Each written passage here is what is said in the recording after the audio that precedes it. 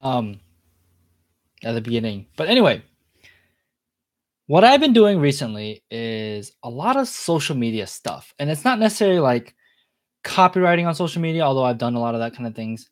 But what I want to talk about today specifically is social media videos about esports, right?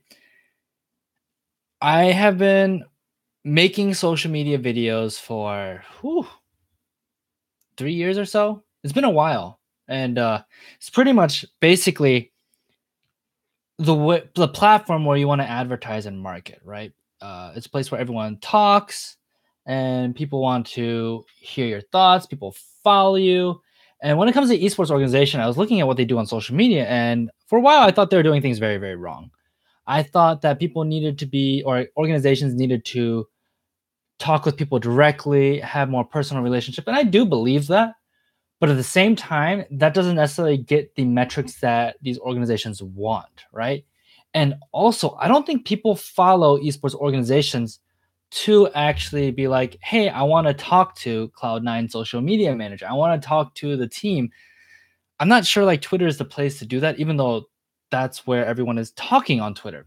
Now, that might be because no one's used to, maybe people aren't used to people talking to organizations on Twitter. And maybe that's how an organization can really stand out on Twitter, right? I mean, people know about Wendy's because Wendy's like trashes people.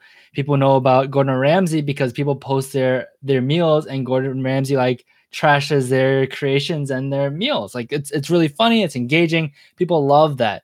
Maybe an esports organization needs to do that. I'm still in the process of figuring that out. But I want to talk about like what I've done and just what I've learned in this whole process. So the first thing is, what have I done? Like I said before, I've done podcasts and I've been creating social media videos for them. And they started out very bad and they've gotten progressively better. I've used different tools that aren't like Premiere Pro and After Effects, but now I've been using that stuff and have been getting better. Let's move this up. Have been getting better at making that kind of content and playing around.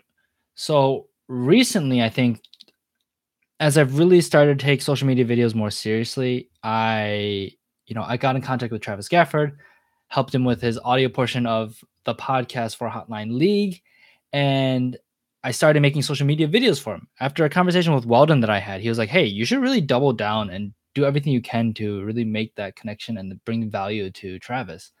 So I was like, "Yeah, you're right. Travis is a huge gateway, and I mean, the great thing about Travis is that I like actually the content he's doing. I believe in what he's doing.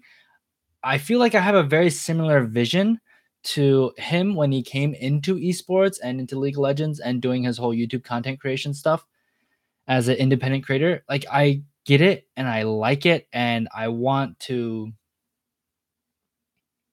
That's like what I want for me. Maybe in a different flavor, but when it comes to like the vision and mission, that's what I want. So working with Travis has been awesome, and I was just trying to provide him as much value as possible. What ended up happening was I started making social media videos, right? And the big thing that people don't want to do with social media is caption their stuff. It's a lot of work, it's tedious, and there's not really a faster way to do it. Uh, and especially when we talk about gaming language and esports language, these automatic subtitle creators like don't do any justice. When you start saying player names, when you start talking about spells and abilities, like it does not work when it comes to creating those subtitles automatically. So it's a lot of work. People hate doing it. So I'm like, I'm gonna do it because that's the thing. Like Hotline League is a 2-hour show, and I'm actually already surprised, and I'm curious to see what his metrics are behind the scenes on like audience retention. But that's a long thing to sit through, right? Especially if you're not catching it on a live stream when it's part of your like daily routine when your commute or something like that. And but I also think a lot of Travis's audience, or maybe a significant enough portion of his audience, is actually like working. They are commuting, they're going to the gym, and those are people that listen to podcasts, right? So how do you translate and sell a podcast on social media when there's only audio, mostly only audio?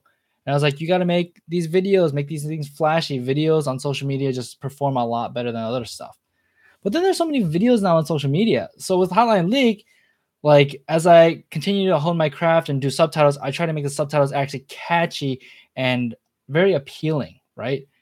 Uh, at first, they're just like caption bars. This is the text. This is long lines. Now it's getting a little more dynamic, and I think it's called like kinetic typography, where like those music videos that only show words and the words flex and shrink and have cool graphics and effects and tell a little more of the story or emphasize things. That's what I'm trying to do with these social media videos that highlight like an interview or something that's very conversation based, right? Because there's not action on the screen. But at the same time, I'm learning that you need to create action on the screen.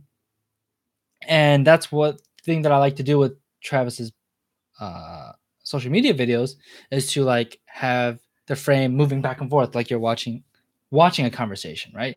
And then also if things happen too long or they linger too long, like the text needs to really pop out so people can follow the text and read the text because that'll actually stick in their head better than just watching a video and listening to something that they may not have their full attention. But when you're actually following text, that helps retain attention and also retain the information. But then when it gets a little too long, if I can't make the text very interesting because it takes just a lot of work and sometimes I just don't have the time when it comes to the resources, I try to add like more memes that are popping up and more flash ins and flash outs. I think the last one I did was I was watching some Naruto actually, and I've been binge watching with my wife. And there are parts where it was like very chibi, cartoonish, where they have like a almost like a comic book, like bam bubble with the person's face and then like yelling and then another bubble come in to frame. I was like, oh, that's a clever way to bring other people into a conversation without switching the scene because you still want the camera on the center of on the person of interest, right? And that's how I've been dealing with like conversations being interrupted. I thought it was a clever way to do it. We'll see how it performs, but it's been really cool. Like I think starting off, we're getting like maybe single K viewership on these social medias posts, and then picking the right ones as I've been experimenting. Experimenting is so important. I've gotten some that are like 47K views, which is just incredible. And part of that is due to just Travis's audience base. I also don't have any control over the copywriting on the tweet, the timing on the tweet. Maybe that has some effect on it. And yes, I should look into all that information to better understand what the best thing to do is, but I don't have access to that information. And what's more important to me is to continue experimenting and trying to judge my work as best as possible and just see how the work performs.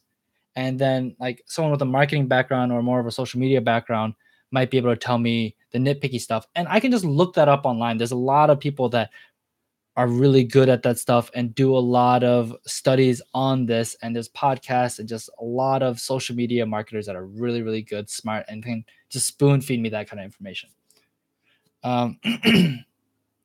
So yeah, I know a lot of people make subtitles for their video, or some people are starting to make subtitles, but the subtitles aren't fun and engaging. Now, another thing I've been realizing is that when you put subtitles on a video, when there's action on the screen, and I recently did a Golden Guardians video where they wanted me to like, they saw what I did with Travis stuff. They wanted me to make it funny, memeing, entertaining, and highlight like a really cool play that seemed very boring. It was a gank in the mid lane that was actually like, it was a bait. They're predicting it. They had no vision. And there was a lot of mind games and intelligence going on behind the scenes. And that's not shown on a broadcast. That's not shown. Yeah, that's just not shown in the game. So we wanted to highlight that and show off like how smart this play was, but keeping it fun for the entertaining community that's their fan base, right? So community. Oh, my light just went out. That's not cool. What just happened? All right, that was really weird. Hey, live. That's always fun. So where was I? Yeah. So what I realized is after I created like some fun pop-ups and text, I focused actually a lot on the text rather than the play.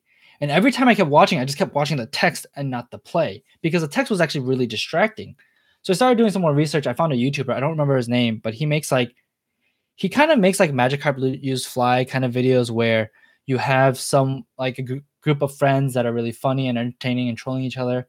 And he actually put the text like on the screen, on the characters, moving with the characters and emphasizing. And I was like, this is how you make living text. This is really cool. And then because of the text, you're able to guide the viewer on like information that you actually want them to digest, right? So because you select the subtitles when there's people talking over each other, you can ignore certain subtitles or certain talking points and overshadow that with what you want the audience to focus on. Just like videography, like or photos, you frame the way something is shot to make sure that the audience's eyes pulled somewhere specifically. I don't know what's going on with my light. So I was playing around with this idea, and I think it's something that I want to create more subtitles. And for a podcast, that might not work super well because there's not movement on the screen. But when it comes to highlights, I really want to start keyframing conversations on a person, on whatever the focus should be, and playing around with text that way on social media videos. Because again, people, or not again, I haven't said this, people aren't watching their videos with the sound on. There's so many people that aren't.